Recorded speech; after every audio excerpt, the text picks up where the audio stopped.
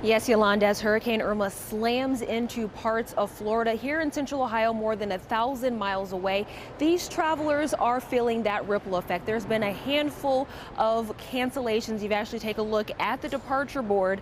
Several flights, including Miami, several flights to Atlanta, flights to New Orleans and Greenville, South Carolina, have all been canceled as a result of what's going on down south. All night, we've talked to travelers impacted by both Hurricane Harvey and Irma.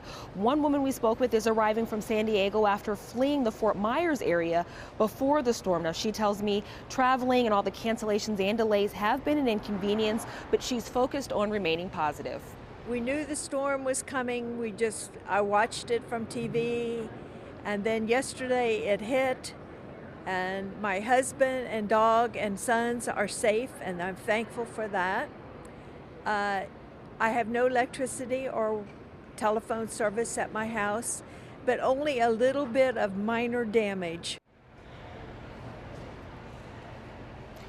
And that traveler I spoke with said the only unknown situation out of this whole debacle is her car. She parked the car and took that flight to San Diego from Fort Myers. And she says when she returns, she is unsure whether or not her car will even be drivable. So right now here, there is some traffic and some canceled flights, but there is some good news if you are planning to fly to Miami. We're being told that Miami International Airport is scheduled to open tomorrow with a limited schedule. So keep that in mind if you have loved ones wanting to get back to the Miami area.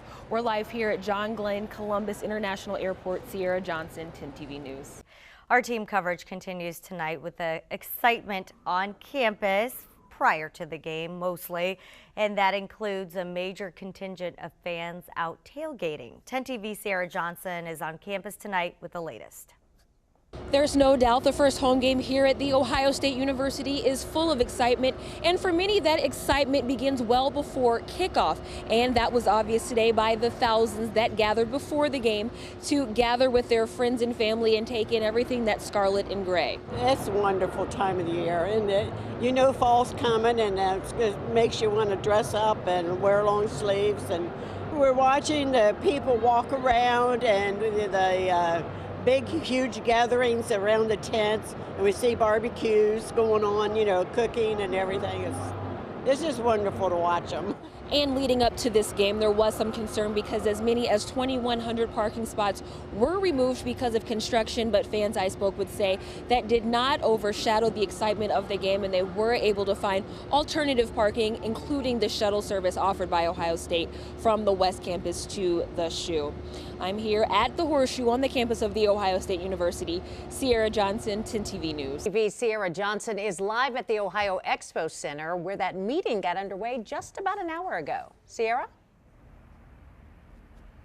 Yes, we've been here for about 2.5 hours, and in that time we've seen thousands of teachers file into this meeting hall all dressed in red as a sign of solidarity for a meeting that will impact the educators in the state's largest district. Now, to give you a little bit of background, these teachers in the Columbus City School District have been working without a contract since the beginning of this school year. So tonight, members of CEA, which is the teachers union for those in the Columbus City School District, are listening to their union leaders debate points of the latest draft of a contract. That draft is being deemed the final offer by the Columbus City School District. Now, leaders with the union would not go on camera, but are telling me that these members are not leaving this meeting until a decision is reached. So we will continue to bring you the latest via social media as well as 10tv.com. I'm here at the Ohio State Fairgrounds. Cierra Johnson, 10 TV News.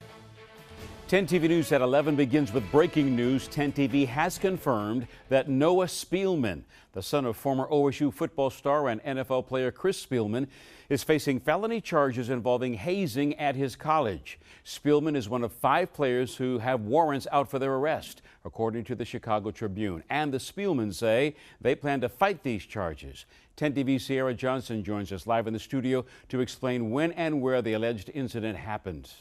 Yes, tonight the 5 players involved in the hazing incident are still listed on Wheaton's football roster, but they are now facing felony charges. Among them, Noah Spielman, son of Ohio State football standout Chris Spielman. Wheaton College is a school outside of Chicago. Now, these are the 5 men accused, including Spielman, according to details released by the Chicago Tribune. The alleged incident took place in March of 2016. The Tribune explains the alleged freshman victim was taken from his dorm room and had his arms and legs wrapped in duct tape and was driven to a baseball field. The Tribune report says the players also played Middle Eastern music and made offensive comments about Muslims before taking him out of a car, carrying him to a field where he was left taped up with his shorts and underwear pulled down. The victim, who the Tribune is not naming, says he suffered muscle tears in both of his shoulders and has undergone 2 surgeries. 21-year-old Noah Spielman is a graduate of Upper Arlington High School. 10 TV spoke with Brett Adams, the agent of Chris Spielman, who says Wheaton College launched an investigation into the claims under Title IX and, quote, exonerated the men in the fall of 2016. Adams says that Chris Spielman is surprised that the criminal charges were filed against Noah after he was reportedly cleared by Wheaton College, but the family plans to fight accusations in court.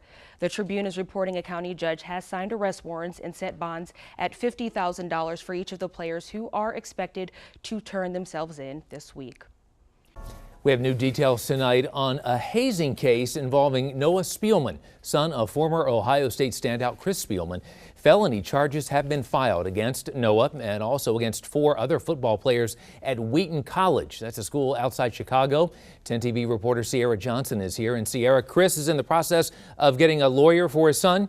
Yes, we've learned Spielman is on his way to the Chicago area right now to retain a defense attorney for his son Noah Spielman, who is expected to turn himself in this week for felony charges related to the 2016 hazing case. Noah Spielman, a graduate of Upper Arlington High School, is facing felony charges including aggravated battery, unlawful restraint, and mob action.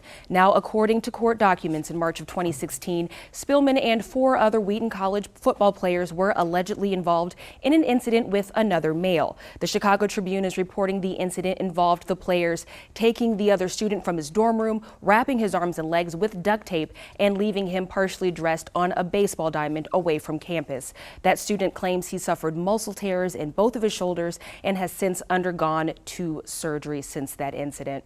10 TV spoke with Chris Spielman's agent Brett Adams, who says the family is surprised they were not notified that an investigation was ongoing. Adams says his family believed the 5 players were exonerated after a Wheaton College Title IX investigation resulted in a 1-game suspension as well as a 50-hour community service penalty. The agent says Chris Spielman plans to fight the pending charges. Scott?